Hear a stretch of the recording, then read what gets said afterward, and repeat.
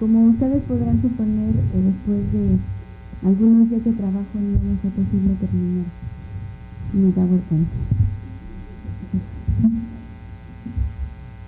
A las 3 de la mañana pues ya no era posible.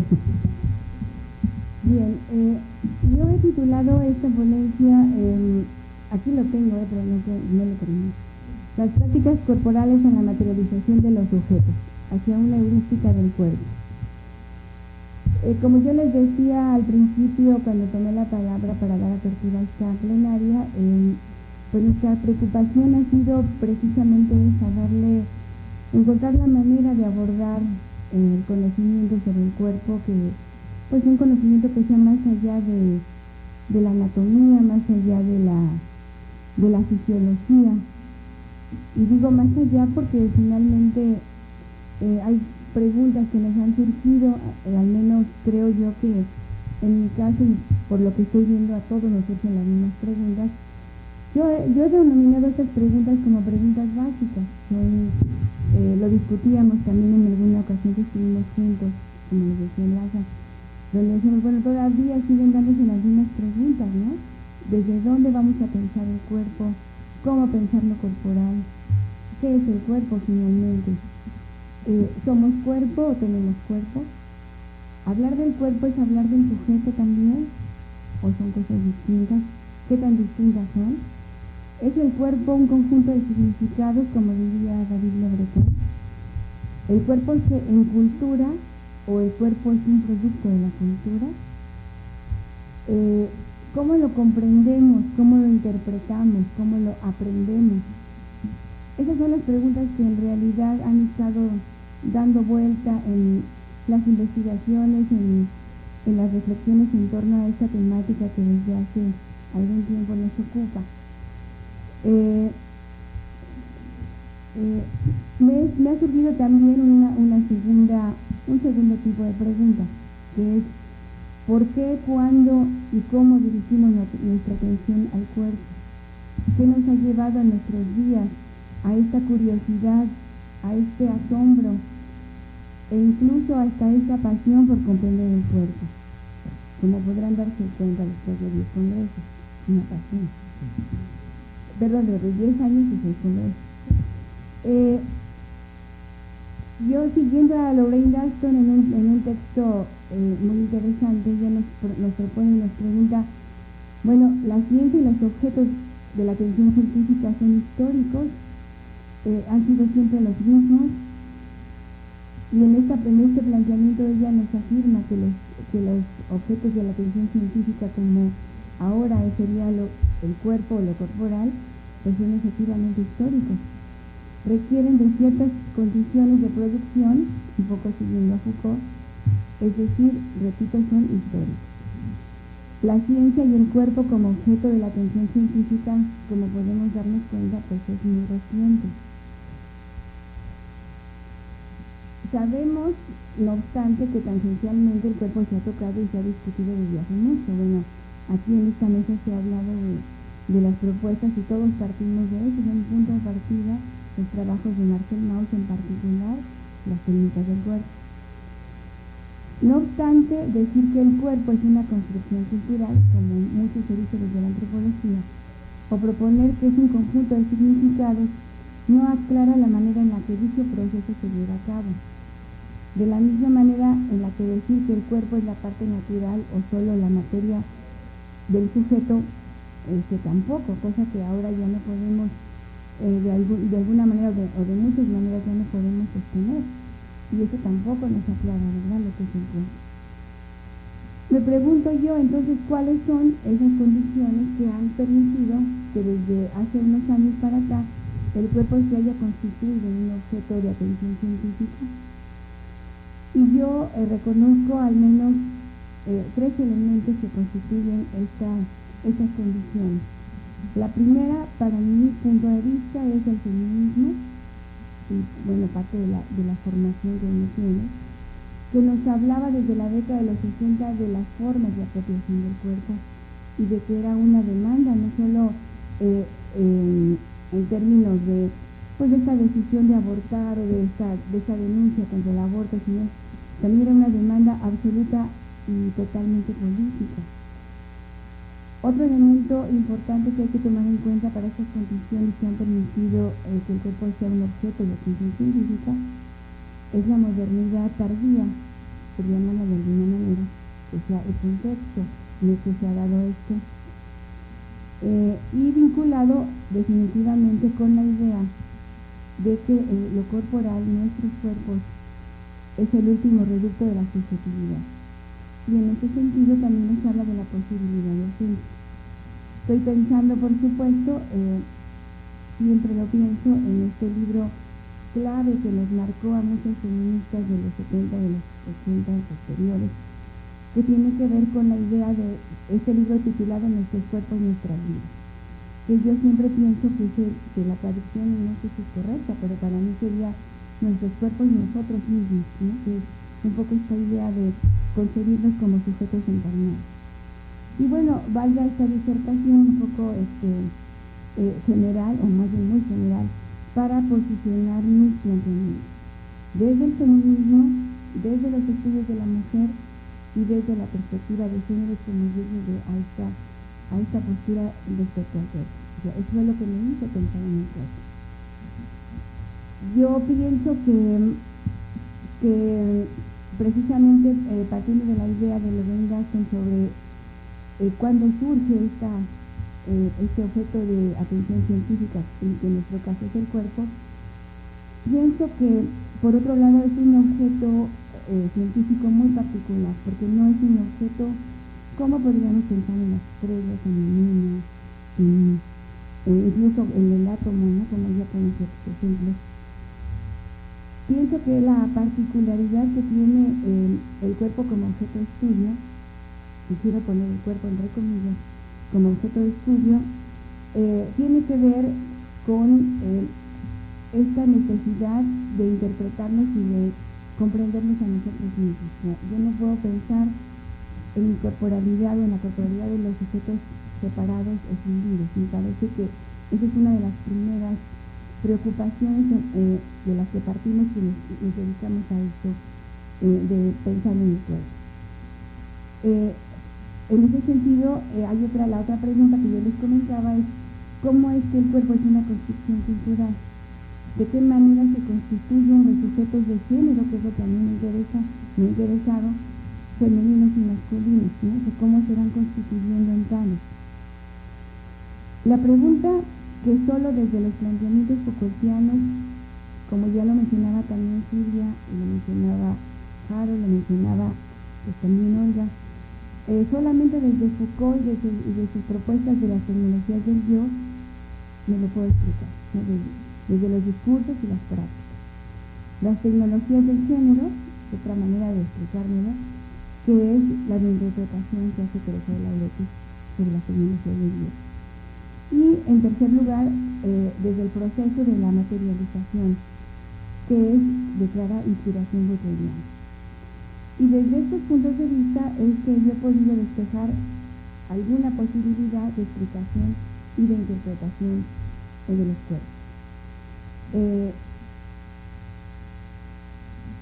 Por la posibilidad que desde el pensamiento occidental tenemos para interpretar estos objetos de atención científica, como los llama Lorraine Gaston, pienso que hay una tendencia a cosificar y a comprenderse desde la interpretación cartesiana y reflexión. Si nosotros pensamos al cuerpo, y por eso ponía cuerpo entre comillas, ¿no?, como un objeto de estudio, me parece que en muchos sentidos tendemos a cosificarlo, ¿no? Y ahora voy a un poco más a un texto que tengo por aquí. En ese sentido yo pienso que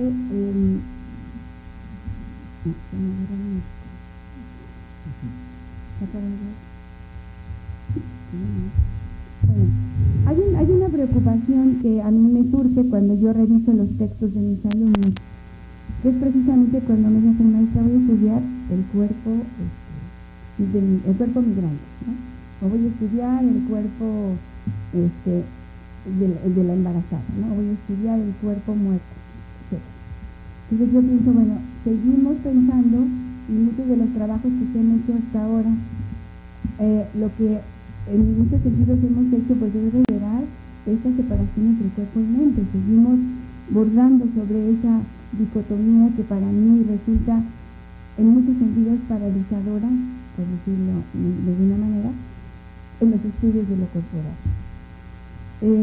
Yo creo, por lo tanto, que hay algunos estudios que plantean que hay que rescatar el cuerpo de lo vivido, ¿no? Un poco así lo plantean, y para mí es más importante pues señalar que estos trabajos que abordan el cuerpo como objeto de estudio y que le otorgan definitivamente un estatus epistémico y le proporcionan la dimensión histórica que es imprescindible para su comprensión, también profundizan la decisión del sujeto. Hablan del cuerpo como un ente y le llaman, como decía hace un momento, el cuerpo enfermo, el cuerpo que trabaja, o se refieren a él como el cuerpo del inválido o el cuerpo del transexual. Esta forma de reivindicarlo abona a la fragmentación de los sujetos, a quienes se les disocia de su carnalidad, pues desde la división cuerpo-sujeto reafirman la separación cuerpo-mente, profundizando así un pensamiento cartesiano que tan abrumadoramente sigue explicando el mundo a los contemporáneos. Como ha señalado el antropólogo David Le Breton, la infinidad de representaciones que intentan dar sentido al cuerpo, dar cuenta de su carácter insólito, heterogéneo y contradictorio de una sociedad a otra, muestran, a pesar de su carácter evidente, que nada es tan inaprensible como él.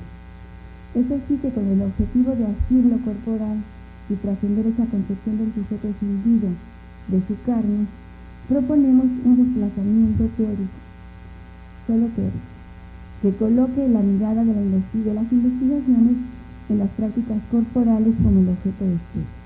Nosotros nos hemos dado cuenta en estas presentaciones de los colegas que todos estamos pensando un poco en ese sentido, o sea, las prácticas, las técnicas, las tecnologías que nos está constituyendo como sujetos.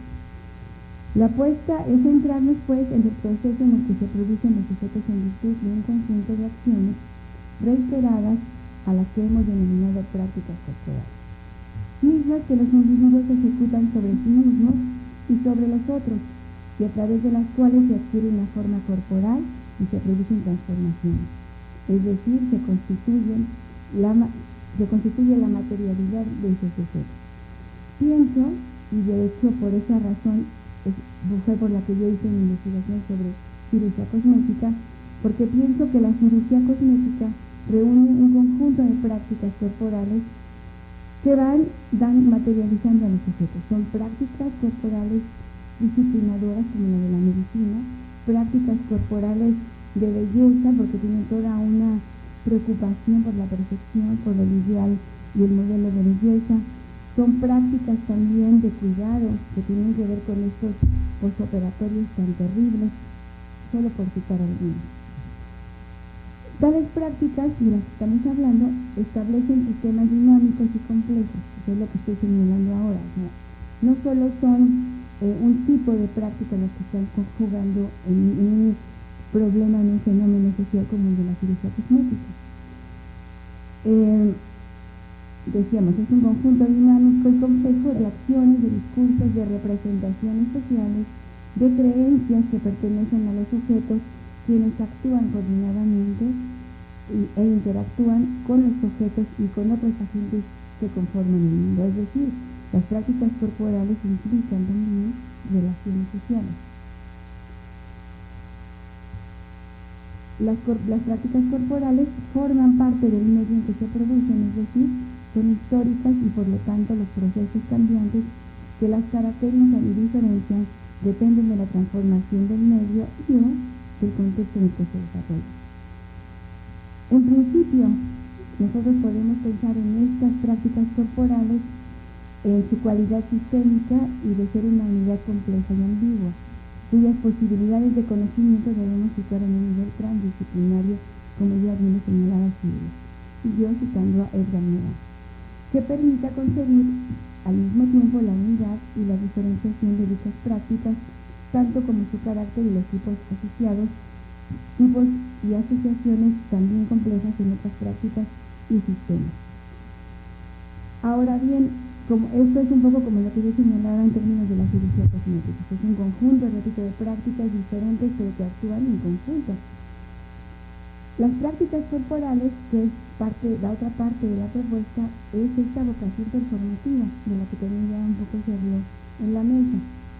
Esta vocación performativa que definitivamente podemos reconocer desde Austin, Derrida o Butler, de las prácticas corporales nos conduce a considerar su efectividad como biopoder a partir de la serie cuerpo, organismo, disciplina, y como decía Harold, también desde la biopolítica, desde la secuencia, población, procesos biológicos, mecanismos reguladores del Estado.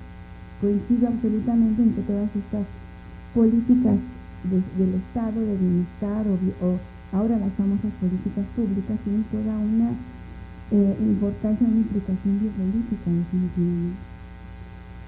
Bien, es importante reconocer en las prácticas corporales estas dos dimensiones que ya mencioné, una disciplinaria y la otra que tiene que ver con el poder que se ejerce sobre el cuerpo colectivo.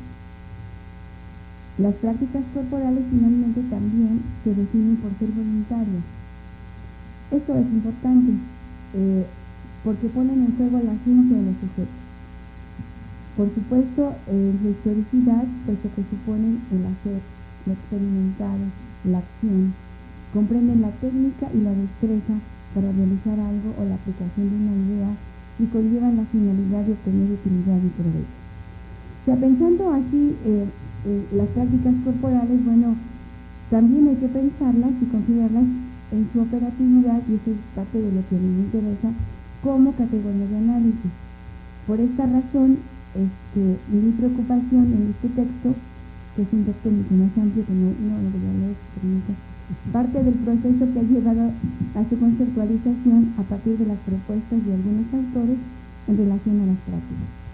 Asimismo, me interesa mostrar la manera en la que dichas prácticas corporales constituyen a los sujetos de género en un proceso performativo. O sea, lo que yo estoy planteando acá es que las prácticas corporales, que son voluntarias, bueno, porque las personas van y se practican una cirugía cosmética porque quieren, ¿no?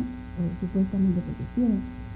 Van y hacen ejercicio porque también quieren. O sea, hay toda una dimensión de agencia que nos da estas prácticas corporales. Ahora bien, yo he dicho que las prácticas corporales también son aplicadas sobre sí mismos y sobre los otros. Y aquí me tengo que referir en particular, porque bueno, son una tipología de estas prácticas corporales, que las voy a decir muy rápidamente, pero por ejemplo pienso en las prácticas de la violencia, que son prácticas que se infringen sobre los otros también, ¿ya?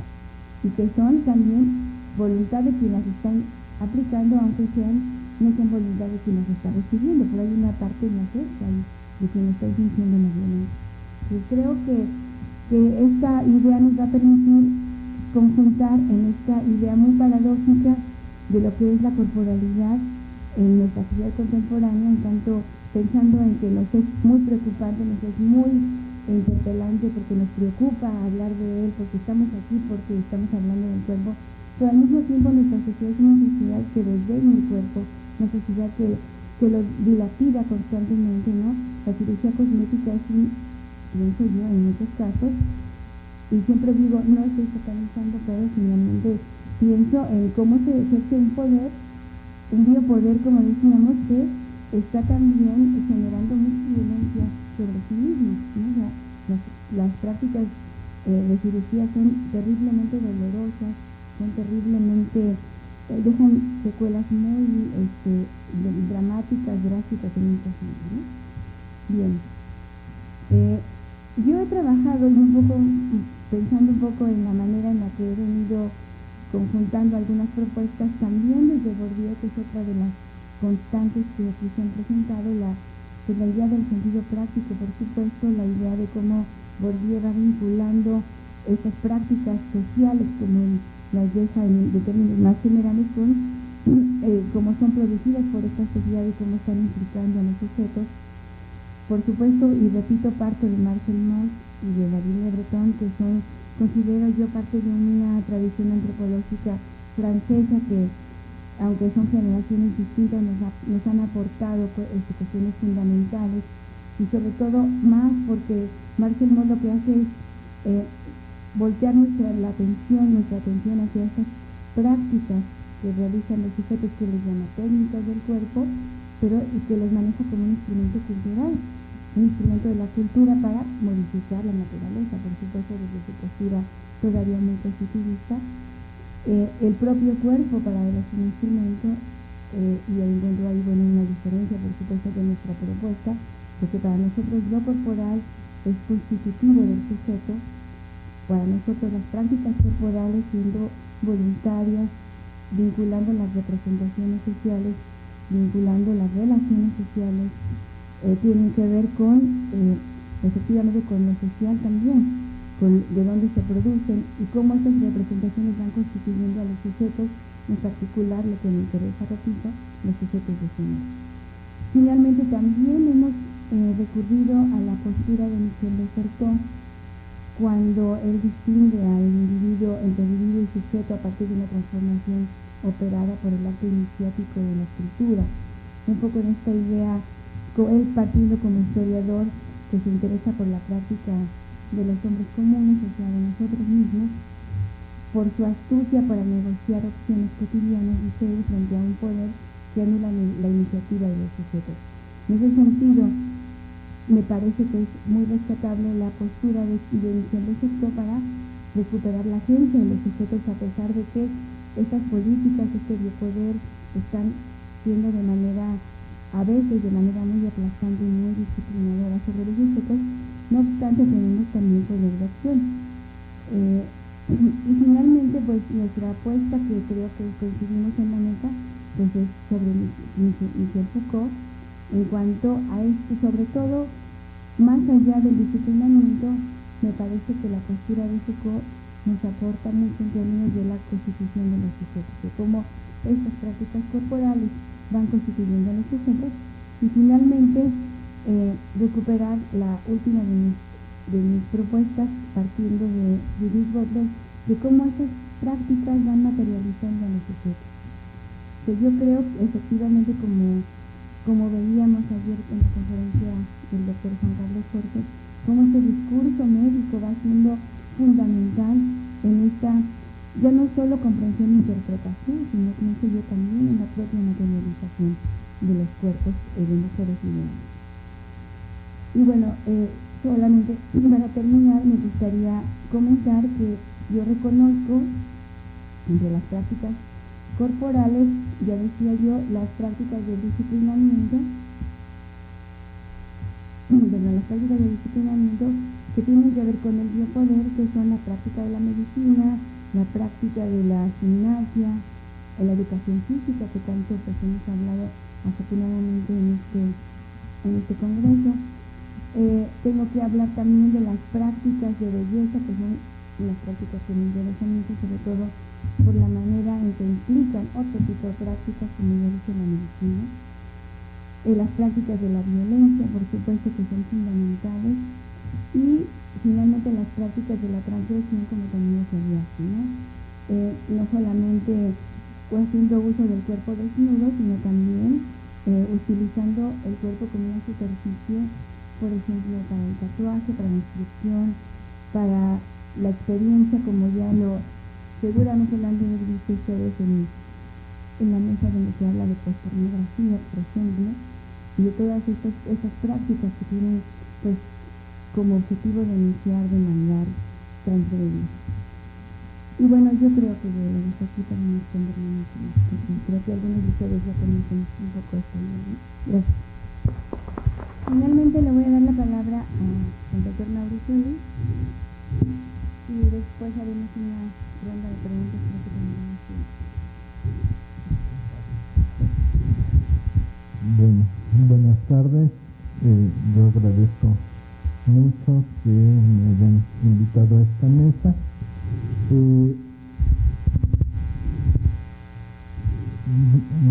Bueno, desde que iniciamos con estos congresos del cuerpo descifrado, bueno, he estado trabajando al lado de la doctora Enchamuní y para mí es muy rico estar en este diálogo constante con ella y bueno, a partir de una serie de trabajos que yo he venido haciendo que tienen más que ver con el tema de la sexualidad,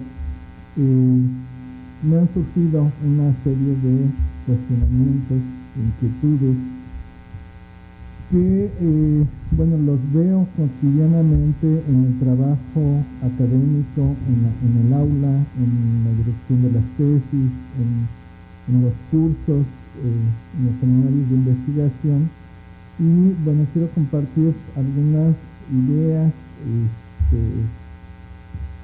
bueno, más ideas como cuestionamientos, reflexiones que constantemente están presentes.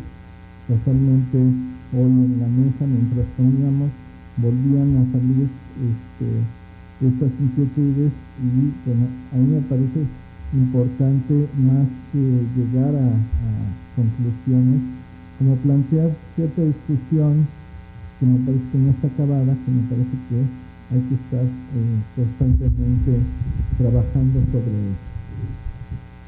Y bueno, voy a dar lectura porque igual no me dio tiempo de hacer pausa. Quisiera iniciar mi intervención en esta mesa entonces señalando que el campo de investigación en el que he desarrollado mi trabajo antropológico es fundamentalmente el de la sexualidad y muy particularmente la relativa a la que se ubica fuera de la norma heterosexual.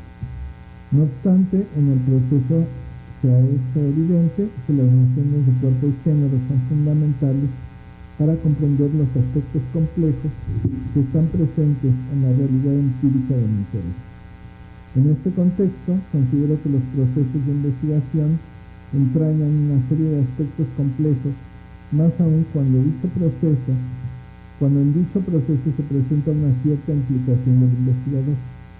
Tomando en cuenta lo anterior, me ha parecido necesaria una cierta reflexión respecto a algunos aspectos de orden epistemológico y metodológico que específicamente el trabajo del campo plantea y que es donde se presentan retos muy importantes para la investigación antropológica.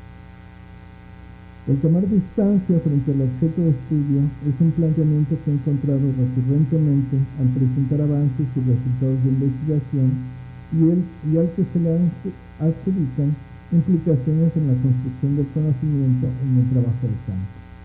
Desde mi punto de vista, tomar distancia es un proceso que debe ser repensado y discutido, considerando la ubicación del investigador con respecto a ese objeto.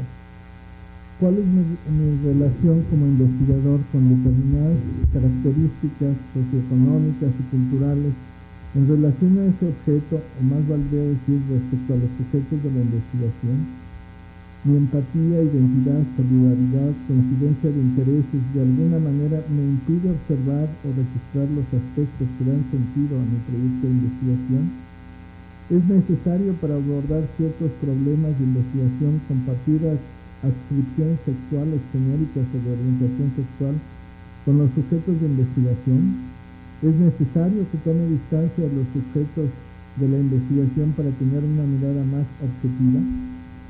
Aquí debemos considerar el hecho de que tomar distancia, partir de que como sujetos individuales e independientes que somos, hemos construido una biografía particular y a partir de ella hemos establecido formas específicas de expresión de nuestras identidades sexuales y genéricas, pero al mismo tiempo compartimos una problemática compleja, producto de las maneras en que socialmente se controla el cuerpo y la sexualidad. Implica necesariamente tener una mirada reflexiva sobre esa realidad compleja, incluso una vigilancia epistemológica sobre mi propio trabajo de investigación. Es importante entonces lo que ha señalado Eduardo González en el sentido de reconocer la existencia de valores epistémicos y no epistémicos en el proceso de investigación. Habría que considerar que en los procesos de investigación en los cuales el antropólogo realiza trabajo de campo dentro de su propia comunidad, o con sujetos con los que tiene cierta afinidad, las posibilidades de interactuar cotidianamente permiten un registro de actos socioculturalmente significativos para la comprensión de muchos de los fenómenos sociales que a través de entrevistas a profundidad u otros métodos de investigación no se puede desentrañar cabalmente cuando no existe esa cercanía. De esta forma nos encontramos con la importancia de la existencia del otro para la propia reafirmación de mi existencia, pero si parto de un yo o un nosotros que no puede ser claramente reconocible, tampoco será sencillo poder señalar a la otredad, que es igualmente difícil. Los argumentos desarrollados implican la construcción de un sujeto definido como otro en ese proceso de investigación. A lo que me refiero con esto es que en el trabajo de investigación y en la interacción social constantemente pasamos procesos de identificación y distinción en función del papel que actuamos. Necesariamente cuando hablamos de identidad tenemos que considerar la alteridad. Uno y otro aspecto son consustanciales y ello hace necesario tomar en cuenta ambos aspectos en esta discusión, en la que pretendemos comprender el lugar de los actores sociales en los procesos de investigación. Por ello partiría de los planteamientos que han hecho algunos autores que se han referido a la construcción del otro y que nos permiten reflexionar respecto a de cómo es que nos ubicamos en relación a ese otro, es decir, quién es ese otro antropológico. En este sentido, debo hacer notar que la construcción del otro se hace de una posición de poder. ¿Quién es el que mira y define al otro? ¿Desde dónde se hace esa construcción? El investigador posee ese poder de nombrar al otro y a partir de ello ubicarlo considerando los atributos que le asigna en el momento de darle existencia en el contexto antropológico. Desde mi punto de vista, la construcción del otro tendría que ser resultado de la interacción y diálogo con el sujeto de la investigación que abriera la puerta a un proceso de autoconstrucción que recupere la subjetividad y la identificación que se hace de sí mismo. En muchas circunstancias, simplemente con señalar que los sujetos de la investigación son hombres y mujeres, o mujeres, se suele adelantar conclusiones en torno a aspectos genéricos y sexuales, como si la anatomía del sujeto nos permitiera definir una serie de elementos que prescriben las diversas formas en las que las sociedades suelen organizarse a partir de la división sexual y genérica, y como si solo pudiera expresarse en términos binarios. Y ahí recordaría la conferencia de ayer del Dr. Juan Carlos Pérez.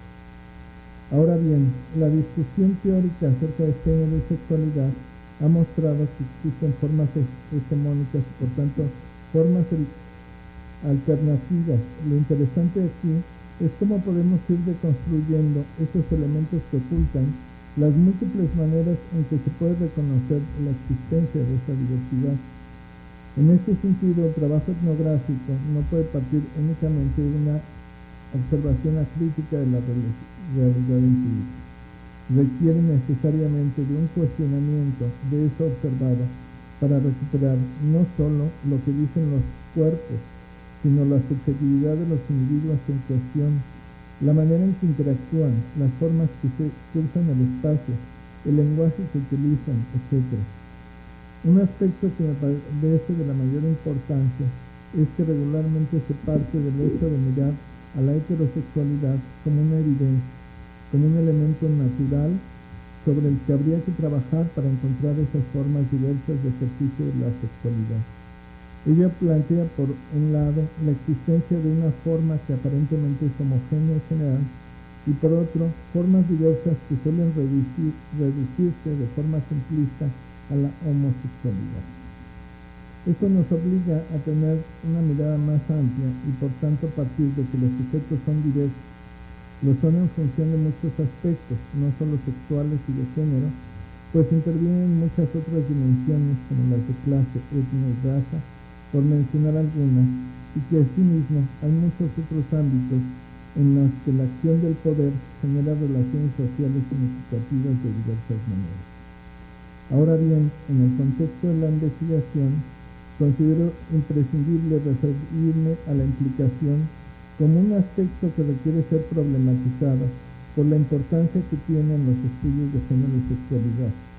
Para ello me parece pertinente iniciar por la reflexión acerca de las motivaciones que mueven a construir determinados problemas de estudio o a seleccionar perspectivas de análisis específicas.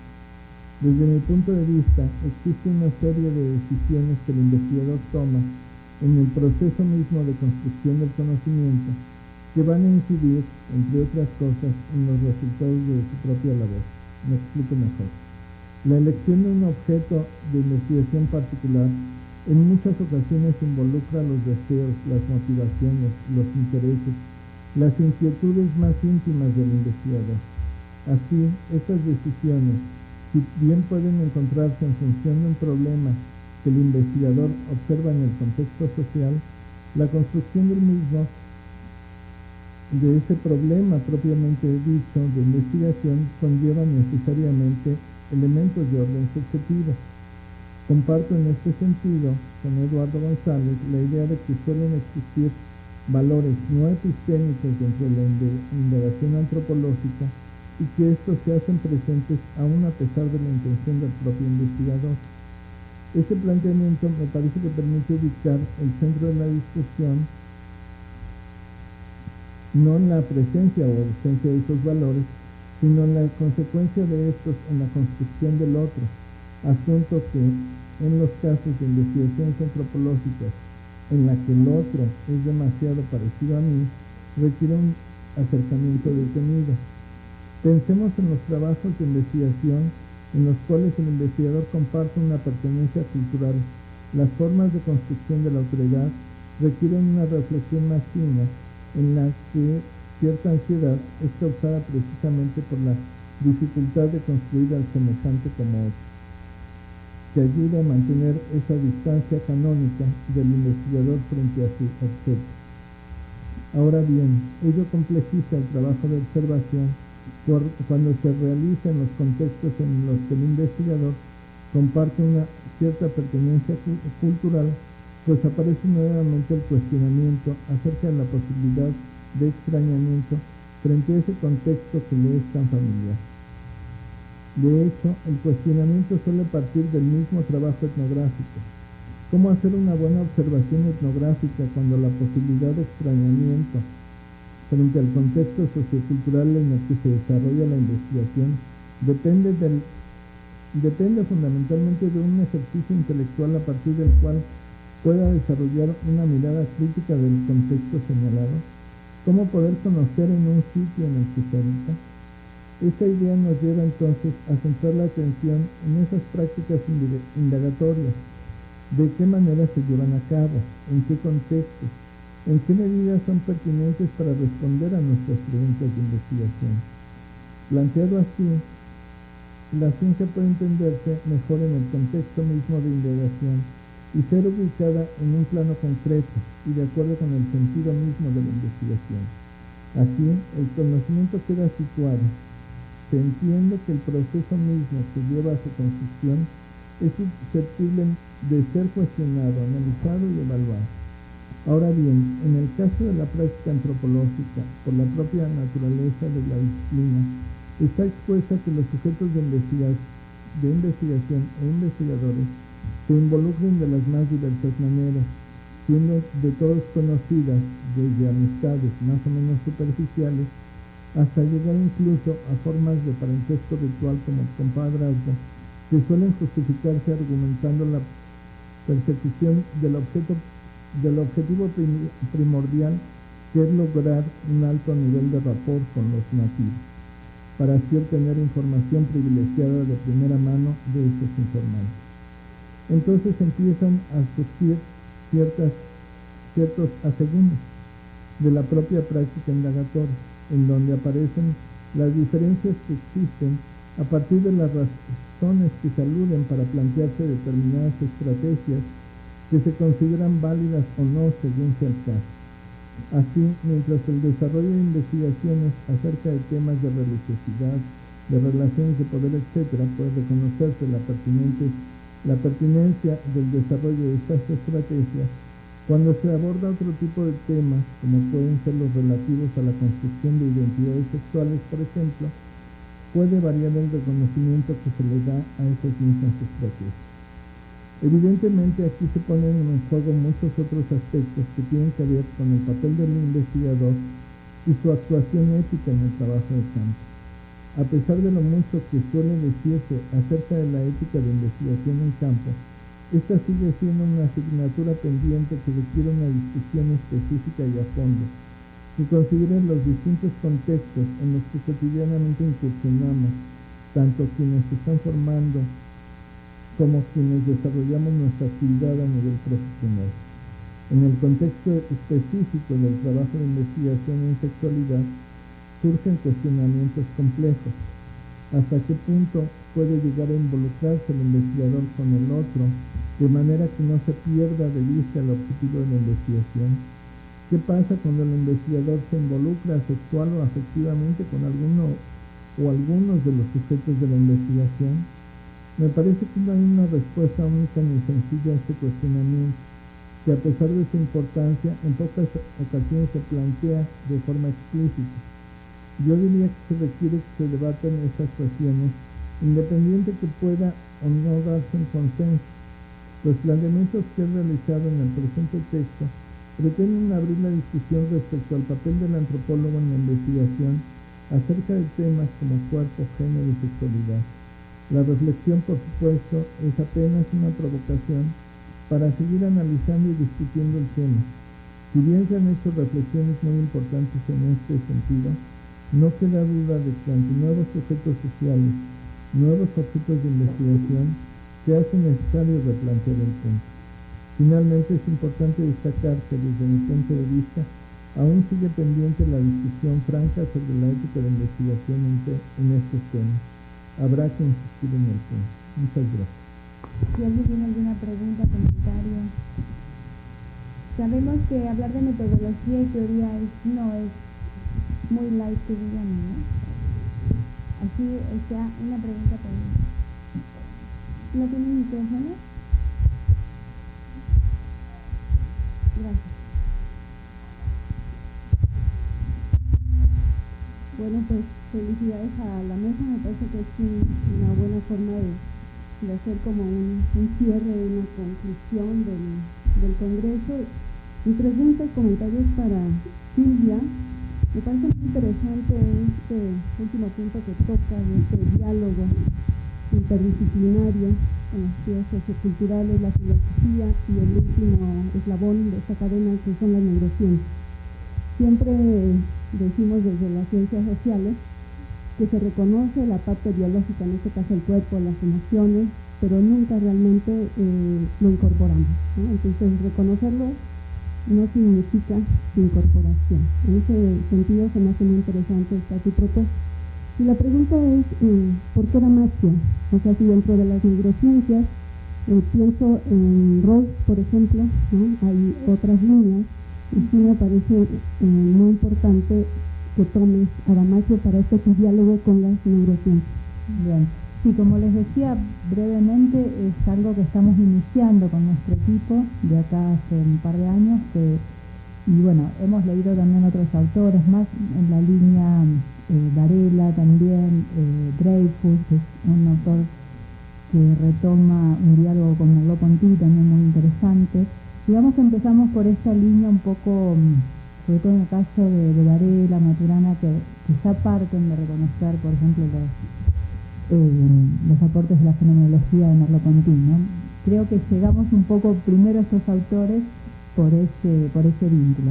Si bien en el caso de Damasio no hay un diálogo explícito con Merleau-Ponty, por ejemplo, sí nos interesó como esa perspectiva bastante holista que él plantea en todo momento, ¿no? Digamos, es un autor que está como tratando siempre de separarse de cualquier reduccionismo y como una mirada muy atenta a eso, ¿no?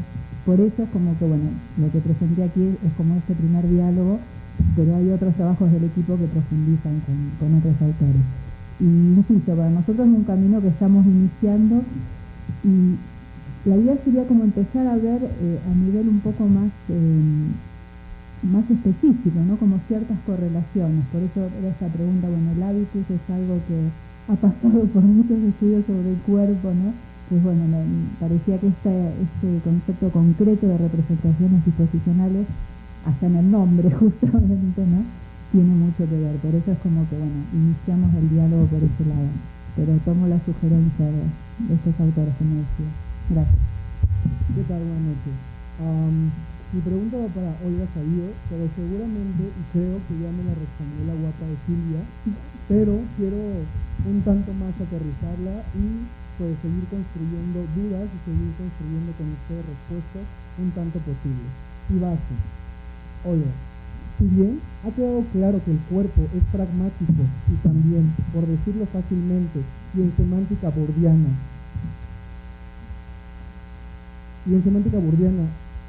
ahora se ya me perdió, y en semántica bordiana incorpora un capital corpóreo, es decir, interioriza un capital corpóreo. ¿Cuáles son los mecanismos que hacen posible tal interiorización? El inconsciente, la razón, el consciente, la conciencia, el yo, el mí, el otro generalizado, la agencia o medio una tecnología del poder. Y si estas no son operables, ¿cómo explicarlas teórica y epistemológicamente, escapando a la dicotomía sujeto-sociedad?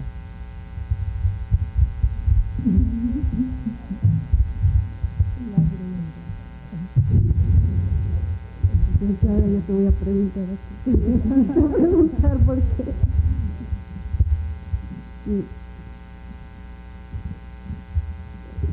Lo que pude entender de tu pregunta es,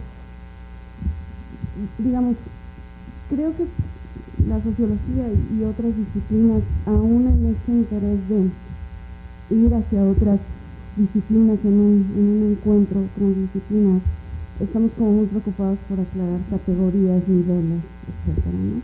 Entonces, de pronto una pregunta así es como un poco compleja, ¿no? Porque justo es como... Exacto. Ok. No, lo que podría decirte es que en este sentido, y tal como lo entiende Bourdieu, y en estas como precisiones sumamente ricas que le hace Bernard Lahire, que en el terreno de la sociología, por otra parte, es así como que, híjole, Lahire critica a Bourdieu, ¿no? Que es como, viniendo de esta tradición, es que el hábitus, primero que nada, no es algo unificado y homogéneo, sino se va formando a partir de un largo proceso y a partir de estar expuesto a procesos de socialización en escenarios diversos, ¿no? En la escuela, en espacios informales, en actividades recreativas, etcétera. Entonces, por ahí es donde va la crítica de Lahire a Bourdieu y digamos, explota mucho esta categoría, ¿no? Algo que ha insistido mucho Priscila Cedillo es, digamos, el énfasis que hace Lahire al proceso de socialización, ¿no? Ahí es donde se van formando hábitos, disposiciones que no son homogéneas, que muchas veces son contradictorias, que inclusive a veces las aprendemos en la infancia, quedan ocultas y hay escenarios de socialización en la adultez que las hacen que vuelvan de nuevo, ¿no? Y en ese sentido es que se ha enriquecido esta perspectiva desde la misma sociología, ¿no?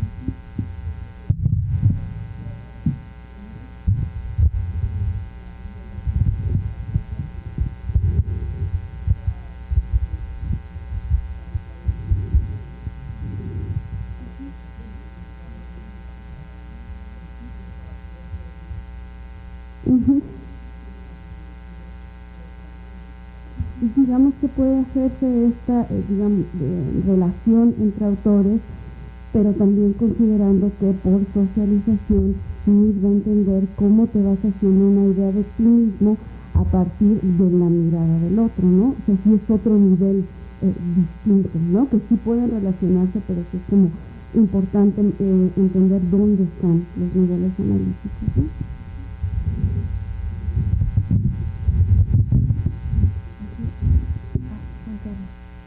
¿Le pueden pasar el micrófono lento? Ah, para complementar un poco esa idea que planteaba Olga, como de diferentes espacios de socialización o diferentes prácticas corporales, como planteaba Elsa. Por ejemplo, también en nuestro caso lo veíamos como que se van construyendo distintos hábitos, ¿no? Entonces nos empezó a pasar que cuando trabajábamos el concepto de hábitos, bueno, encontrábamos hábitos que tienen que ver con la clase social, hábitos que tienen que ver con la identidad sexogenérica, hábitos que tienen que ver con lo étnico-racial, con la nacionalidad. Y después lo que yo planteaba, bueno, cómo determinadas tecnologías corporales se terminan transformando en hábitos. Pasa mucho con las profesiones, por ejemplo, ¿no?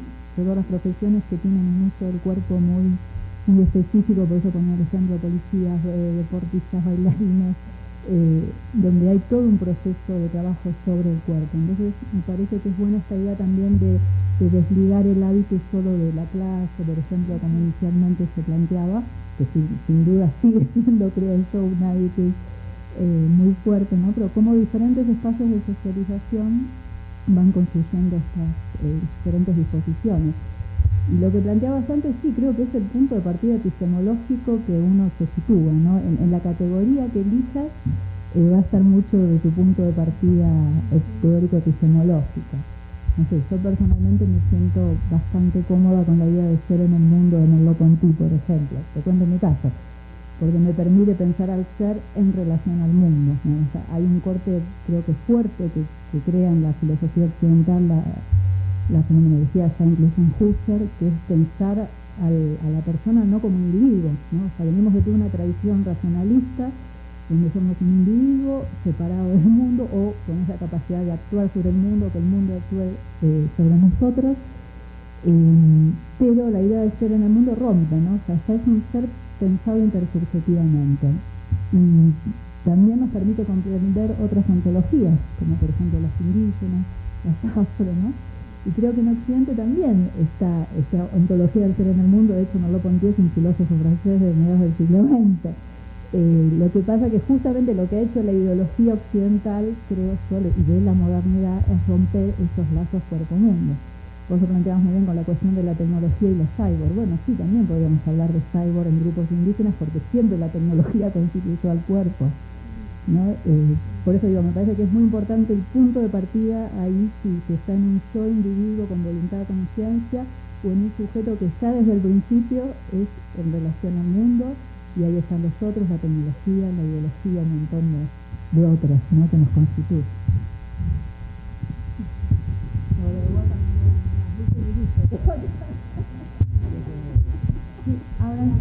Ahora sí el doctor Juan Carlos. Primero una federación, o quisiera subrayar, me provoca el comentario de decir que las ciencias de la carne son también prácticas culturales. Entonces, yo creo que es una idea que tenemos que recordarnos todo el tiempo, ¿verdad? Esta distinción que hacemos disciplinaria falsa entre lo social y lo biológico, lo natural. Yo creo que nos hace falta superar esa dicotomía cuando estamos haciendo estos análisis. Entonces, una pregunta para provocar a Elsa y a Mauricio, poner esos dos textos a conversar.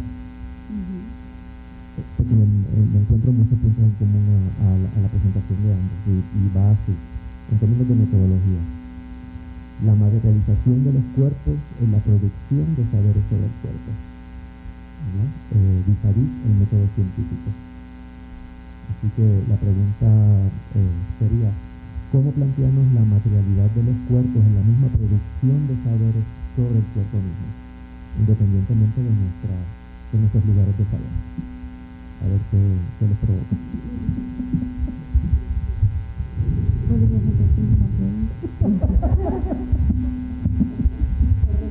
O reformular. Por favor. Mira,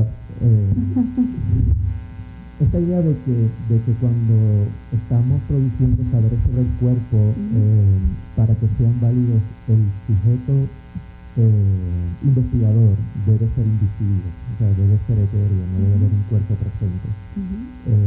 esto está bien claro en el método científico, ¿no? De que la presunta objetividad que es un cuerpo. Y a mí me parece que específicamente la producción de saberes del cuerpo me parece un oxímoron, como una contradicción absoluta de que queramos borrar el cuerpo para poder hablar de él. ¿Sí? Por ello es que va la pregunta, en términos metodológicos y epistemológicos también. O sea, tú te refieres a cuando yo planteo que habría que desplazar al cuerpo como el objeto del estudio hacia otra cosa que son las prácticas corporales. Porque lo que yo planteo no es la producción de saberes, sino la producción de sujetos. Sí. De sujetos encarnados. Sí, disculpa, entonces quiero empujar ese argumento y decir, ese sujeto que está encarnado, ahora ponlo en el contexto de la investigación, de la producción de saberes sobre el cuerpo. ¿Cómo tú te planteas ese escenario? O sea, las prácticas, no, la verdad.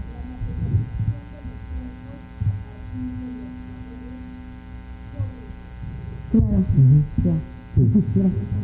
Disculpa. No, claro, o sea, los saberes sobre el cuerpo como discursos y como parte de las prácticas que van a constituir a los propios sujetos. Pues, ¿cómo puedo pensar en el sujeto que está produciendo sus saberes y que se está produciendo a sí mismo? Exacto. Pues bueno, aquí yo pienso que el cuerpo, que el sujeto se está produciendo a sí mismo a partir de sus saberes, pero yo sí lo veo en medio de este proceso. O sea, un poco es la idea, ¿no? Como no verlo al sujeto ahí en esa producción, yo sí lo veo como producto y como productor de estos saberes, de estos discursos, de estas prácticas.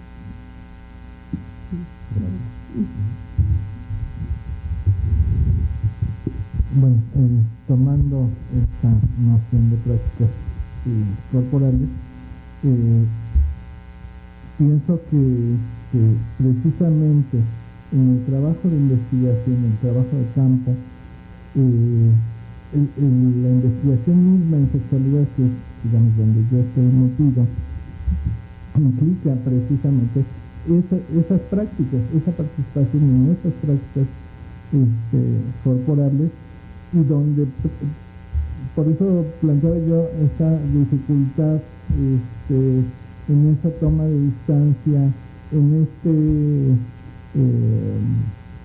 distanciamiento, ¿no?, en el trabajo de campo, que digamos es una dificultad que aparece recurrentemente cuando se están proponiendo proyectos de investigación, sobre todo en aquellos contextos donde el investigador es parte del contexto. Pienso, por ejemplo, en un trabajo de un antropólogo brasileño, Camilo Braz, que él hizo investigación en cuartos oscuros de una ciudad de Brasil, donde pues él tenía que ingresar al cuarto oscuro para hacer su investigación, ¿no? Entonces, finalmente estaba siendo parte, ¿no?, a la vez que estaba haciendo investigación. Entonces, me parece que hay ciertas dificultades, ciertas complejidades en torno a cómo construir entonces ese conocimiento distante, pero a la vez participante de esas prácticas corporales.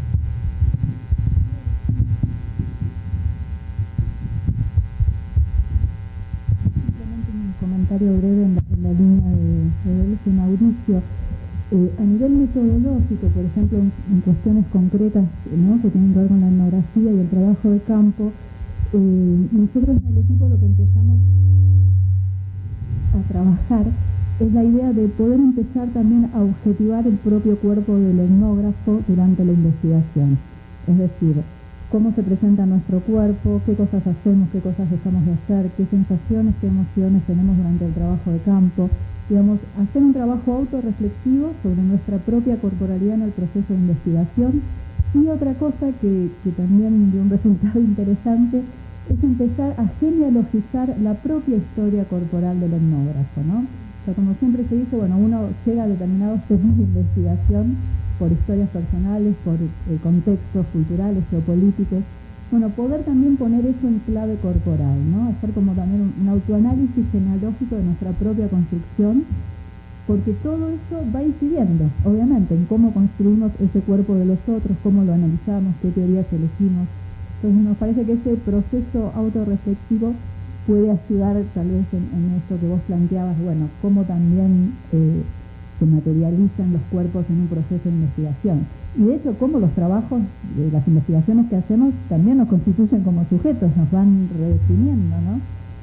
Hay un antropólogo de allá que hablaba de que hacer trabajo de campo es un desplazamiento ontológico, porque vos te desplazás a otro espacio que a veces puede ser muy cercano al propio, pero ya vas como con otra agenda, con otras preguntas, o puede ser muy distinto, ¿no? Entonces, la propia subjetividad también se transforma en las investigaciones. Entonces, nos parece que es interesante también poder reflexionar sobre estos procesos, ¿no? Agregamos, en nuestra mesa tuvimos la fortuna de contar con la participación de Eduardo González, donde él proponía justamente una guía en términos de la historia de las disciplinas y también de la historia de las prácticas de la investigación de las disciplinas, ¿no? Porque un poco diciéndolo en términos de Bourdieu, el investigador en sus prácticas de investigación también tiene categorías de apreciación, de percepción, de evaluación. Él citaba el texto de Malinowski, el diario, donde decía deseo a las indígenas, en cierto momento hay atracción, ¿no? Entonces creo, bueno, esa vía es como muy poderosa, ¿no? En el mismo sentido de una genealogía de las disciplinas.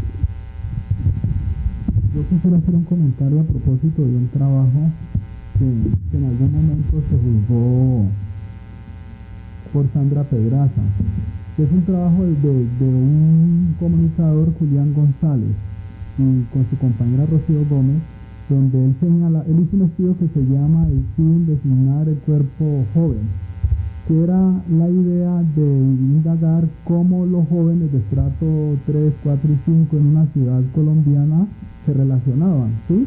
Que ya no pasaba por el tema de la condición de clases, incluso se relacionaban desde la postura corporal y de cómo se sitúan en grandes superficies. Y Julián en aquella discusión decía que cuando se hacían estudios sobre el cuerpo, en cierto modo, un poco no sé si inspiraría esa noción genealógica, lo que intentaba él demostrar era que es necesario hacer una cartografía de lo que está mirando el investigador, ¿sí? Que le permita tener un recorrido de trayecto para después confrontarse de qué pasó allí. Y no es la idea de distanciamiento, sino de construir una historia que le permita dar cuenta de ese suceso de indagación que hizo en ese ejercicio donde él estuvo. Gracias.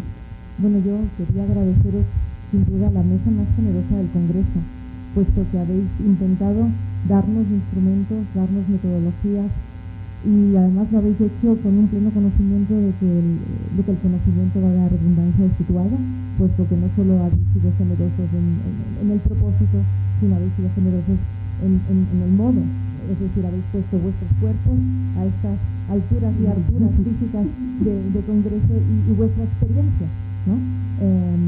Al servicio de ese propósito de darnos instrumentos. Yo quería hacer una pregunta general, pero que en parte esta última ronda ya la ha contestado. Y quería preguntar justamente en este mapa heurístico del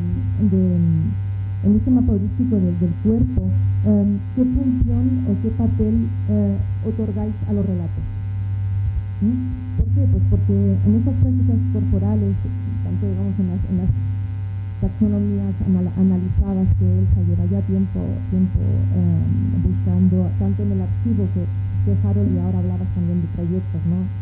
Que Harold ha expuesto, tanto obviamente en los movimientos que Silvia persigue desde la fenomenología hasta la neurociencia, y obviamente también en los aportes de Olga, que ahora mismo también justo citaba Malinowski y el diario, con lo cual también me estaba contestando anteriormente aquí formulada la pregunta. Se intenta no renunciar nunca a una agentividad, y justo Mauricio hablaba, lo tengo aquí, decía, hemos construido una biografía específica particular, ¿no? Esta biografía justamente también la veo muy relacionada con el relato, ¿no? Si damos una centralidad a la acción de alguna manera nos nos arrastra o nos jala los relatos hacia nosotros, hacia este pensar el cuerpo, ¿no? Y un poco era preguntaros por eso, ¿no? ¿Cuál es el papel de la acción y en relación con la acción los relatos?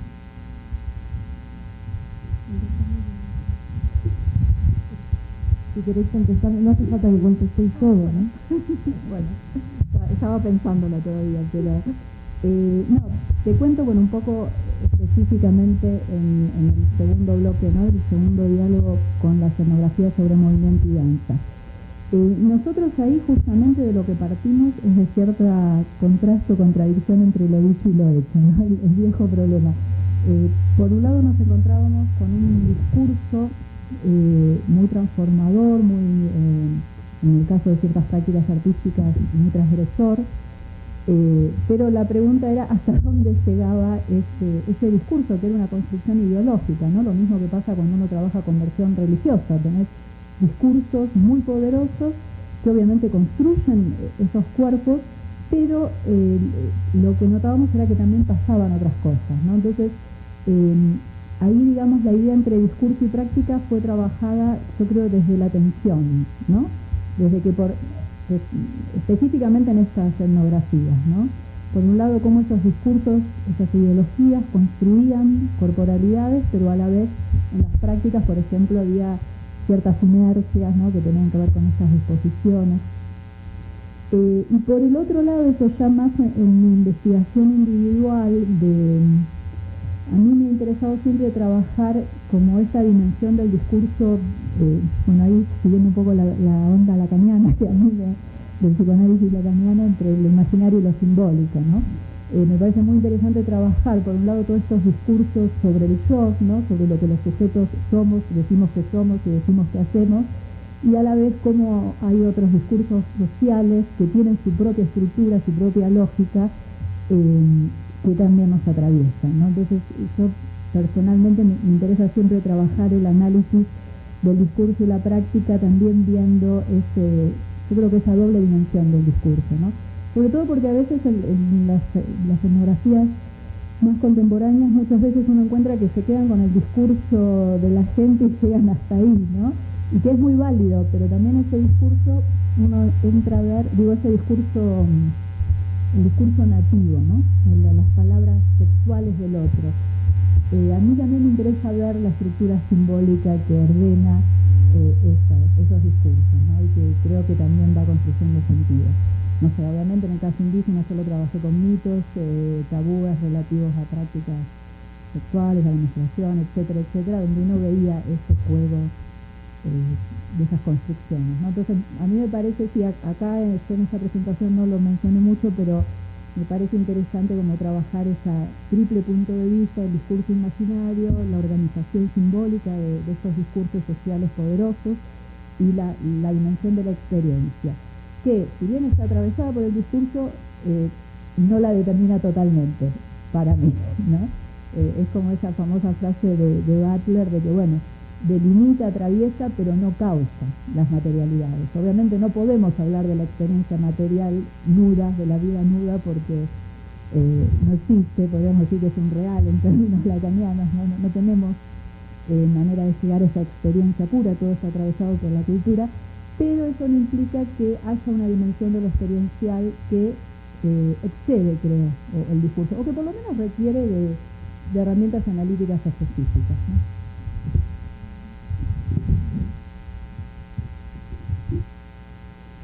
Voy a tratar de integrar conforme. Digamos que en esta idea de cómo es posible estudiar las prácticas, hay algunos autores que se pueden proponer a partir de esos autores 3 vías. Una sería las situaciones en las que se despliegan las prácticas, ¿no? Y ahí una mirada como de corte interactivo atiende al relato que se construye en la interacción, ¿no? Pienso, por ejemplo, en una tesis que está en curso donde se está analizando, Eduardo está analizando el sexo que tienen hombres del mismo sexo en el último vagón del metro. O sea, ahí es el relato a partir de la interacción, ¿no? En ese sentido. Priscila Cedillo, que está estudiando cómo se construye la idea de feminidad, masculinidad en la escuela y en las situaciones que están mediando la interacción entre los pares. Es un relato que retoma lo interaccional.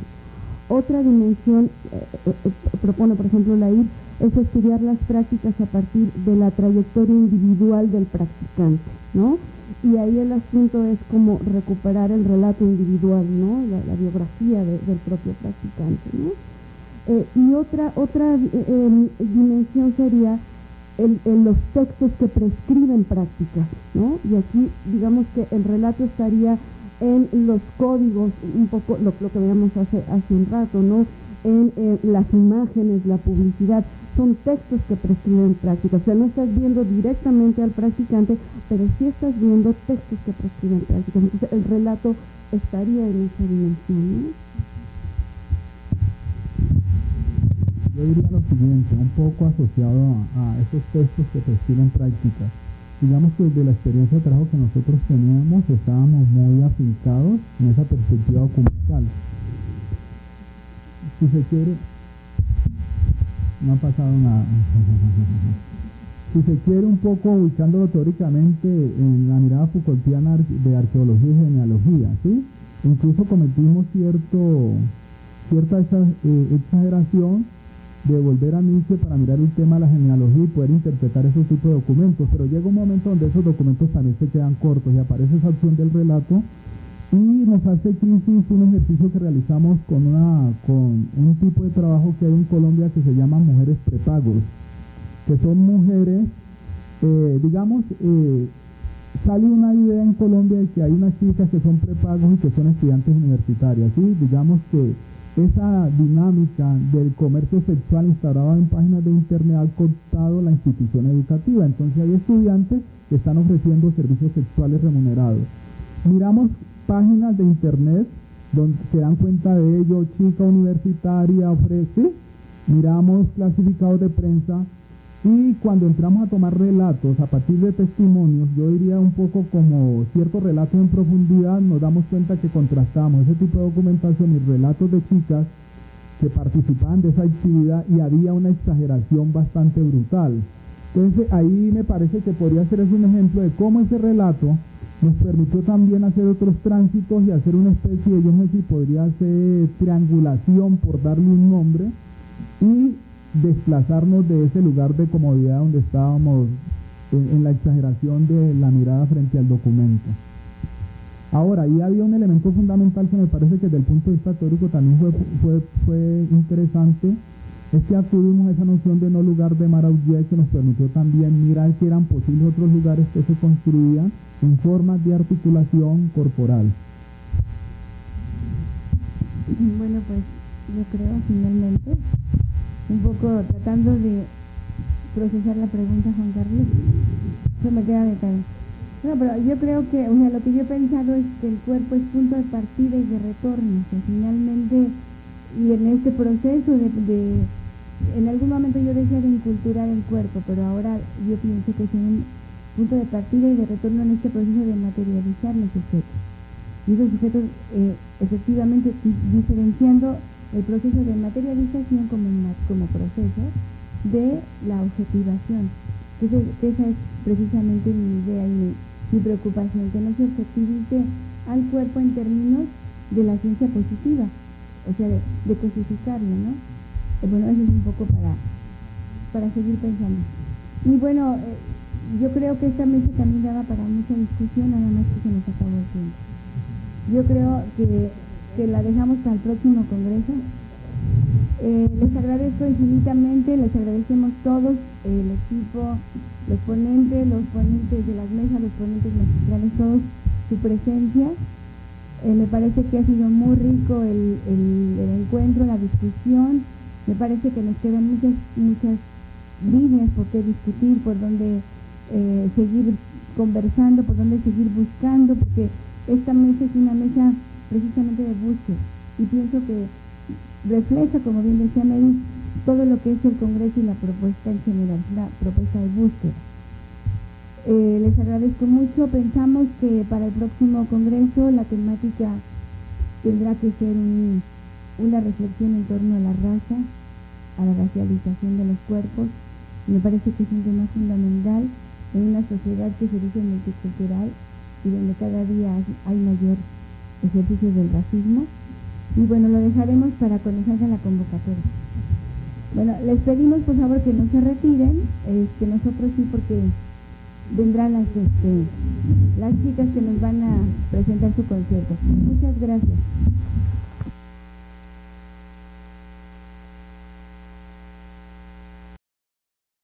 Básicamente escapando a la dicotomía sujeto-sociedad.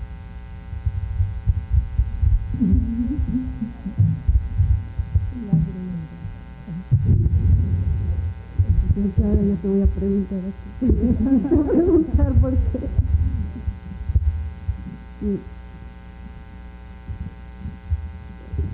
Lo que pude entender de tu pregunta es,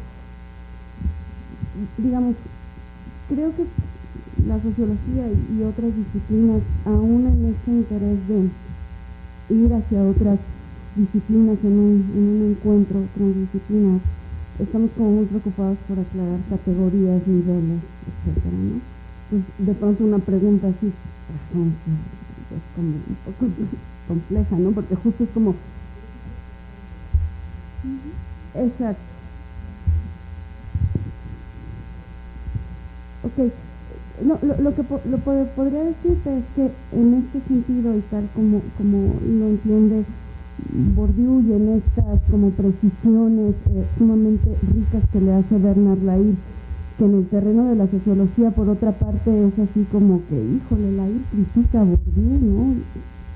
Que es como, viniendo de esta tradición, es que el hábitus, primero que nada, no es algo unificado y homogéneo, sino se va formando a partir de un largo proceso y a partir de estar expuesto a procesos de socialización en escenarios diversos, ¿no? En la escuela, en espacios informales, en actividades recreativas, etcétera. Entonces, por ahí es donde va la crítica de Lahire a Bourdieu y digamos explota mucho esta categoría, ¿no? Algo que ha insistido mucho Priscila Cedillo es, digamos, el énfasis que hace Lahire al proceso de socialización, ¿no? Ahí es donde se van formando hábitos, disposiciones que no son homogéneas, que muchas veces son contradictorias, que inclusive a veces las aprendemos en la infancia, quedan ocultas, y hay escenarios de socialización en la adultez que las hacen que vuelvan de nuevo, ¿no? Y en ese sentido es que se ha enriquecido esta perspectiva desde la misma sociología, ¿no?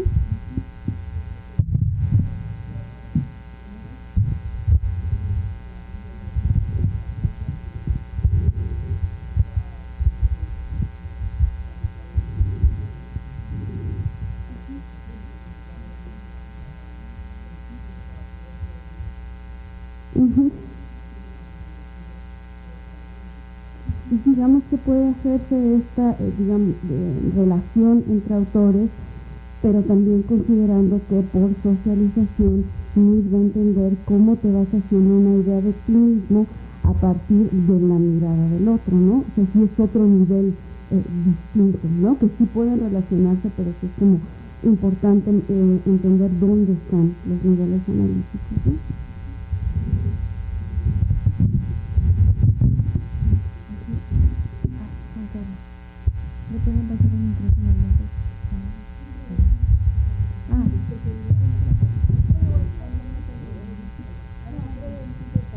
Complementar un poco esa idea que planteaba Olga, como de diferentes espacios de socialización o diferentes prácticas corporales, como planteaba Elsa. Por ejemplo, también en nuestro caso lo veíamos como que se van construyendo distintos hábitos, ¿no? Nosotros nos empezó a pasar que cuando trabajábamos el concepto de hábitos, bueno, encontrábamos hábitos que tienen que ver con la clase social, hábitos que tienen que ver con la identidad sexogenérica, hábitos que tienen que ver con lo étnico-racial, con la nacionalidad. Y después lo que yo planteaba, bueno, cómo determinadas tecnologías corporales se terminan transformando en hábitos. Pasa mucho con las profesiones, por ejemplo, ¿no? Todas las profesiones que tienen un uso del cuerpo muy específico, por eso ponía el ejemplo de policías, deportistas, bailarines, donde hay todo un proceso de trabajo sobre el cuerpo. Entonces me parece que es buena esta idea también de desligar el hábito solo de la clase, por ejemplo, como inicialmente se planteaba, que sin duda sigue siendo, creo yo, un hábito muy fuerte, ¿no? Pero como diferentes espacios de socialización van construyendo estas diferentes disposiciones. Y lo que planteabas antes, sí, creo que es el punto de partida epistemológico que uno se sitúa, ¿no? En la categoría que elijas va a estar mucho de tu punto de partida teórico-epistemológico. No sé, yo personalmente me siento bastante cómoda con la idea de ser en el mundo de Merleau-Ponty, por ejemplo. Te cuento mi caso, porque me permite pensar al ser en relación al mundo, ¿no? O sea, hay un corte, creo que fuerte, que crea en la filosofía occidental la fenomenología, ya incluso en Husserl, que es pensar a la persona no como un individuo, ¿no? O sea, venimos de toda una tradición racionalista, donde somos un individuo separado del mundo o con esa capacidad de actuar sobre el mundo, que el mundo actúe sobre nosotros, pero la idea de ser en el mundo rompe, ¿no? O sea, ya es un ser pensado intersubjetivamente. Y también nos permite comprender otras ontologías, como por ejemplo las indígenas, las afro, ¿no? Y creo que en Occidente también está esta ontología del ser en el mundo. De hecho, Merleau-Ponty es un filósofo francés de mediados del siglo XX. Lo que pasa que justamente lo que ha hecho la ideología occidental, creo yo, y de la modernidad, es romper esos lazos cuerpo-mundo. Vos lo planteabas muy bien con la cuestión de la tecnología y los cyborg. Bueno, sí, también podríamos hablar de cyborg en grupos indígenas, porque siempre la tecnología constituyó al cuerpo, ¿no? Por eso digo, me parece que es muy importante el punto de partida ahí, si se está en un yo individuo con voluntad, conciencia, o en un sujeto que ya desde el principio es en relación al mundo, y ahí están los otros, la tecnología, la ideología, un montón de otros, ¿no?, que nos constituyen.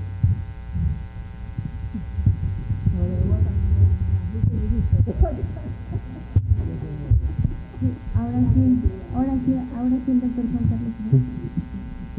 Primero una federación, o quisiera subrayar, me provoca el comentario de decir que las ciencias de la carne son también prácticas culturales. Entonces, yo creo que es una idea que tenemos que recordarnos todo el tiempo, ¿verdad? Esta distinción que hacemos disciplinaria falsa entre lo social y lo biológico, lo natural. Yo creo que nos hace falta superar esa dicotomía cuando estamos haciendo estos análisis. Entonces, una pregunta para provocar a Elsa y a Mauricio, poner esos dos textos a conversar, porque me encuentro muchos puntos en común a la presentación de ambos, y va así, en términos de metodología. La materialización de los cuerpos en la producción de saberes sobre el cuerpo, vis-a-vis el método científico. Así que la pregunta sería, ¿cómo plantearnos la materialidad de los cuerpos en la misma producción de saberes sobre el cuerpo mismo, independientemente de nuestros lugares de saber? A ver qué les provoca.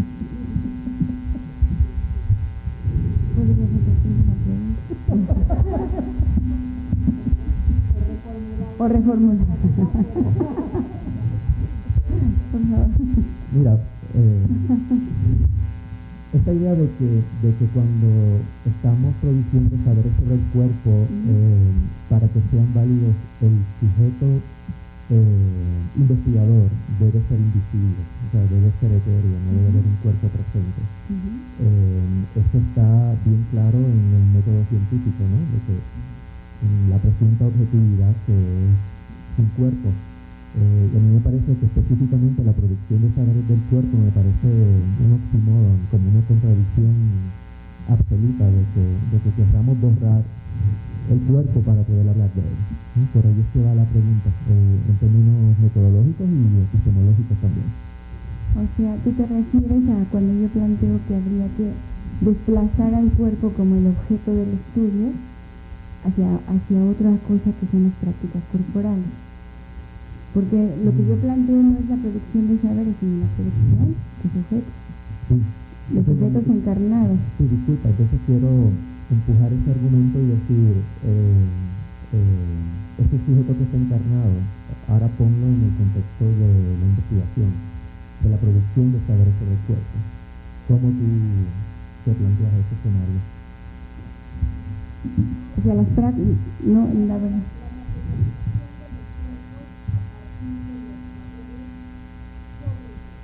Claro, ya. Sí. Gracias. Disculpa. No, claro, o sea, los saberes sobre el cuerpo como discursos y como parte de las prácticas que van a constituir a los propios sujetos. Pues, ¿cómo puedo pensar en el sujeto que está produciendo sus saberes y que se está produciendo a sí mismo? Exacto. Pues bueno, aquí yo pienso que el cuerpo, que el sujeto se está produciendo a sí mismo a partir de sus saberes, pero yo sí lo veo en medio de este proceso. O sea, que un poco es la idea, ¿no? Como no verlo al sujeto ahí en esa producción, yo sí lo veo como producto y como productor de estos saberes, de estos discursos, de estas prácticas.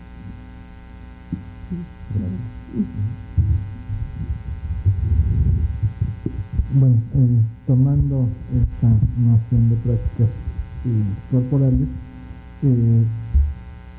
pienso que precisamente en el trabajo de investigación, en el trabajo de campo, en la investigación misma en sexualidad, que es, digamos, donde yo estoy metido, implica precisamente esas prácticas, esa participación en esas prácticas corporales, y donde, por eso planteaba yo esa dificultad en esa toma de distancia, en este distanciamiento, ¿no?, en el trabajo de campo, que digamos es una dificultad que aparece recurrentemente cuando se están proponiendo proyectos de investigación, sobre todo en aquellos contextos donde el investigador es parte del contexto. Pienso, por ejemplo, en un trabajo de un antropólogo brasileño, Camilo Braz, que él hizo investigación en cuartos oscuros de una ciudad de Brasil, donde pues él tenía que ingresar al cuarto oscuro para hacer su investigación, ¿no? Entonces, finalmente estaba siendo parte, ¿no?, a la vez que estaba haciendo investigación. Entonces, me parece que hay ciertas dificultades, ciertas complejidades en torno a cómo construir entonces ese conocimiento distante, pero a la vez participante de esas prácticas corporales.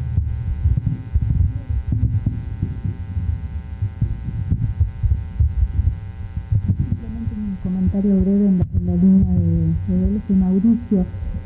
A nivel metodológico, por ejemplo, en cuestiones concretas, ¿no?, que tienen que ver con la etnografía y el trabajo de campo, nosotros en el equipo lo que empezamos a trabajar es la idea de poder empezar también a objetivar el propio cuerpo del etnógrafo durante la investigación. Es decir, cómo se presenta nuestro cuerpo, qué cosas hacemos, qué cosas dejamos de hacer, qué sensaciones, qué emociones tenemos durante el trabajo de campo. Digamos, hacer un trabajo autorreflexivo sobre nuestra propia corporalidad en el proceso de investigación. Y otra cosa que también dio un resultado interesante es empezar a genealogizar la propia historia corporal del etnógrafo, ¿no? O sea, como siempre se dice, bueno, uno llega a determinados temas de investigación por historias personales, por contextos culturales, geopolíticos. Bueno, poder también poner eso en clave corporal, ¿no? Hacer como también un autoanálisis genealógico de nuestra propia construcción, porque todo eso va incidiendo, obviamente, en cómo construimos ese cuerpo de los otros, cómo lo analizamos, qué teorías elegimos. Entonces nos parece que ese proceso autorreflexivo puede ayudar tal vez en esto que vos planteabas, bueno, cómo también se materializan los cuerpos en un proceso de investigación. Y de hecho, cómo los trabajos, las investigaciones que hacemos también nos constituyen como sujetos, nos van redefiniendo, ¿no?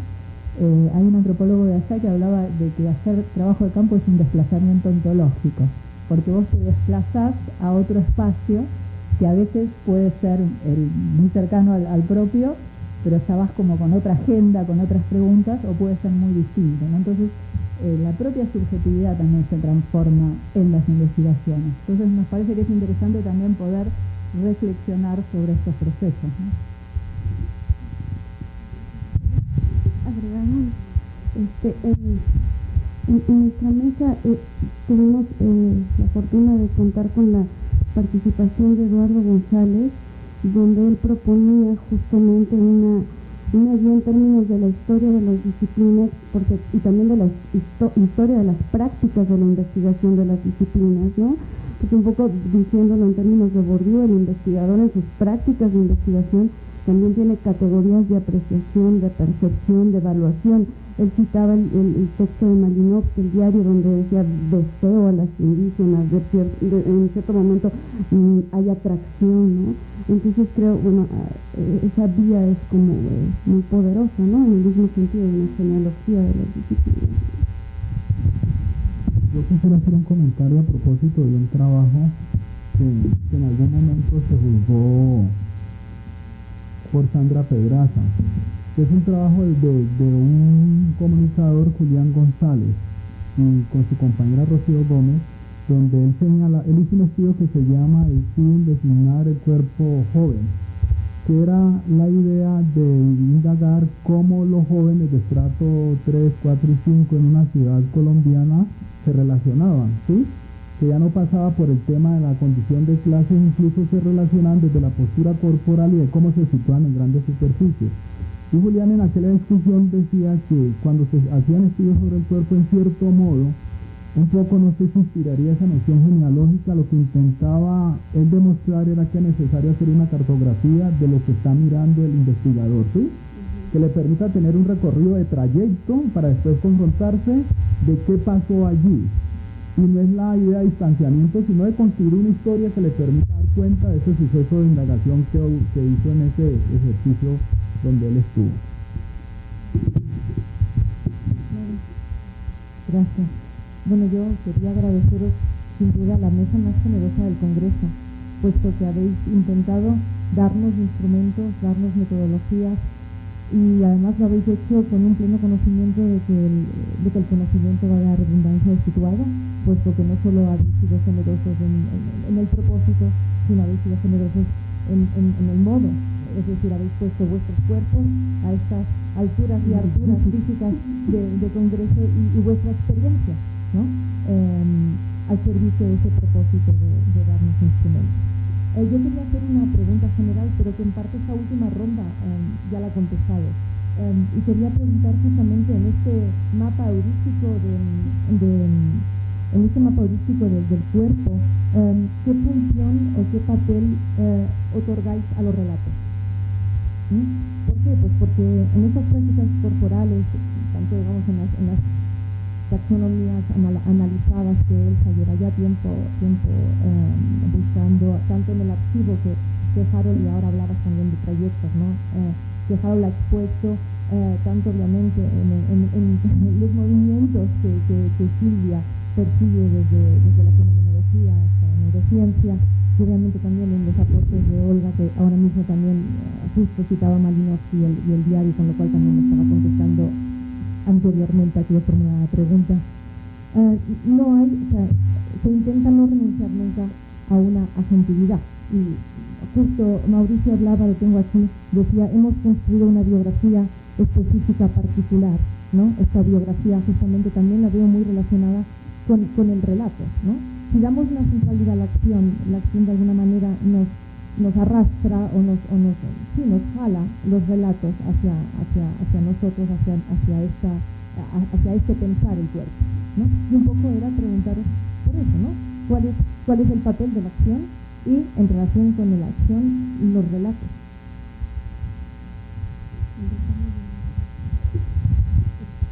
Si queréis contestar, no hace falta que contestéis todo, ¿no? Bueno, estaba pensándolo todavía, pero no, te cuento, bueno, un poco específicamente en el segundo bloque, ¿no? El segundo diálogo con la escenografía sobre movimiento y danza.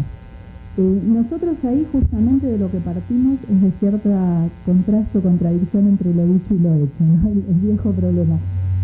Por un lado nos encontrábamos con un discurso muy transformador, muy, en el caso de ciertas prácticas artísticas, muy transgresor, Pero la pregunta era hasta dónde llegaba ese discurso, que era una construcción ideológica, ¿no? Lo mismo que pasa cuando uno trabaja con versión religiosa, tenés discursos muy poderosos que obviamente construyen esos cuerpos, pero lo que notábamos era que también pasaban otras cosas, ¿no? Entonces, ahí, digamos, la idea entre discurso y práctica fue trabajada, yo creo, desde la tensión, ¿no?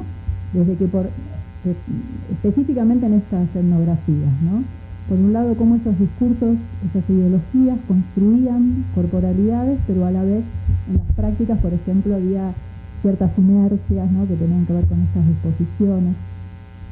Y por el otro lado, eso ya más en mi investigación individual, a mí me ha interesado siempre trabajar como esta dimensión del discurso, bueno, ahí siguiendo un poco la onda lacaniana, que a mí del psicoanálisis lacaniano, entre lo imaginario y lo simbólico, ¿no? Me parece muy interesante trabajar, por un lado, todos estos discursos sobre el yo, ¿no?, sobre lo que los sujetos somos, decimos que somos y decimos que hacemos, y a la vez cómo hay otros discursos sociales que tienen su propia estructura, su propia lógica, que también nos atraviesan, ¿no? Entonces, yo personalmente me interesa siempre trabajar el análisis del discurso y la práctica, también viendo yo creo que esa doble dimensión del discurso, ¿no? Sobre todo porque a veces en las etnografías más contemporáneas muchas veces uno encuentra que se quedan con el discurso de la gente y llegan hasta ahí, ¿no? Y que es muy válido, pero también ese discurso, uno entra a ver, ese discurso, el discurso nativo, ¿no? Las palabras textuales del otro.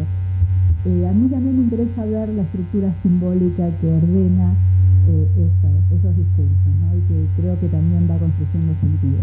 No sé, obviamente en el caso indígena yo lo trabajé con mitos, tabúes relativos a prácticas sexuales, a la menstruación, etcétera, etcétera, donde uno veía ese juego de esas construcciones, ¿no? Entonces, a mí me parece, sí, acá yo en esta presentación no lo mencioné mucho, pero me parece interesante como trabajar ese triple punto de vista, el discurso imaginario, la organización simbólica de estos discursos sociales poderosos y la dimensión de la experiencia, que si bien está atravesada por el discurso, no la determina totalmente para mí, ¿no?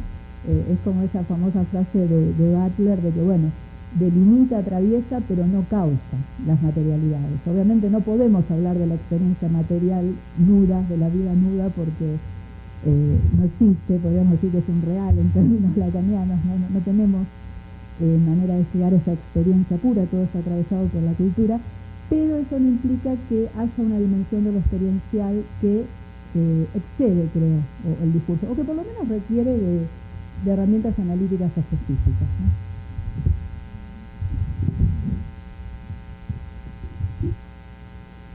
Voy a tratar de integrar conforme. Digamos que en esta idea de cómo es posible estudiar las prácticas, hay algunos autores que se pueden proponer a partir de esos autores 3 vías. Una sería las situaciones en las que se despliegan las prácticas, ¿no?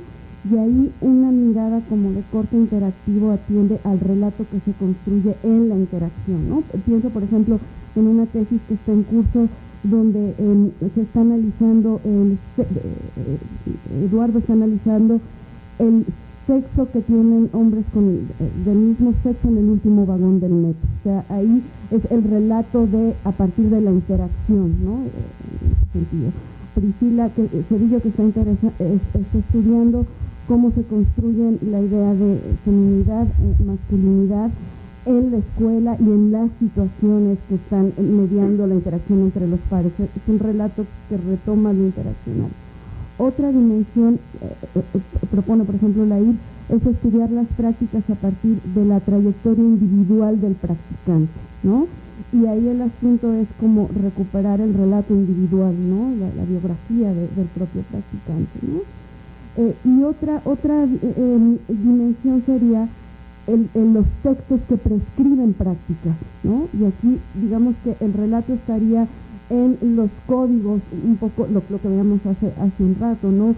En las imágenes, la publicidad, son textos que prescriben prácticas. O sea, no estás viendo directamente al practicante, pero sí estás viendo textos que prescriben prácticas. Entonces el relato estaría en esa dimensión, ¿no? yo diría lo siguiente, un poco asociado a esos textos que prescriben prácticas. Digamos que desde la experiencia de trabajo que nosotros teníamos, estábamos muy afincados en esa perspectiva documental. Si se quiere, no ha pasado nada. Si se quiere, un poco ubicándolo teóricamente en la mirada Foucaultiana de arqueología y genealogía, ¿sí? Incluso cometimos cierta exageración de volver a Nietzsche para mirar el tema de la genealogía y poder interpretar esos tipos de documentos, pero llega un momento donde esos documentos también se quedan cortos y aparece esa opción del relato y nos hace crisis un ejercicio que realizamos con un tipo de trabajo que hay en Colombia que se llama mujeres prepagos, que son mujeres, sale una idea en Colombia de que hay unas chicas que son prepagos y que son estudiantes universitarias, ¿sí? Digamos que esa dinámica del comercio sexual instaurado en páginas de internet ha cooptado la institución educativa. Entonces hay estudiantes que están ofreciendo servicios sexuales remunerados. Miramos páginas de internet donde se dan cuenta de ello, chica universitaria ofrece, miramos clasificados de prensa y cuando entramos a tomar relatos a partir de testimonios, yo diría un poco como ciertos relatos en profundidad, nos damos cuenta que contrastamos ese tipo de documentación y relatos de chicas que participaban de esa actividad y había una exageración bastante brutal. Entonces ahí me parece que podría ser un ejemplo de cómo ese relato nos permitió también hacer otros tránsitos y hacer una especie de, yo no sé si podría ser triangulación por darle un nombre y desplazarnos de ese lugar de comodidad donde estábamos en la exageración de la mirada frente al documento. Ahora, ahí había un elemento fundamental que me parece que desde el punto de vista teórico también fue interesante, es que acudimos a esa noción de no lugar de Maraudier que nos permitió también mirar que eran posibles otros lugares que se construían en formas de articulación corporal. Bueno, pues yo creo finalmente, un poco tratando de procesar la pregunta, Juan Carlos, eso me queda de tarea. No, pero yo creo que, o sea, lo que yo he pensado es que el cuerpo es punto de partida y de retorno, que finalmente, y en este proceso en algún momento yo decía de inculturar el cuerpo, pero ahora yo pienso que es un punto de partida y de retorno en este proceso de materializar los sujetos. Y esos sujetos, efectivamente, diferenciando el proceso de materialización como proceso de la objetivación. Esa es precisamente mi idea y mi preocupación, que no se objetivice al cuerpo en términos de la ciencia positiva, o sea, de cosificarlo, ¿no? Bueno, eso es un poco para seguir pensando. Y bueno, yo creo que esta mesa también daba para mucha discusión, nada más que se nos acabó el tiempo. Yo creo que la dejamos para el próximo congreso. Les agradezco infinitamente, les agradecemos todos, el equipo, los ponentes de las mesas, los ponentes magistrales, todos, su presencia. Me parece que ha sido muy rico el encuentro, la discusión.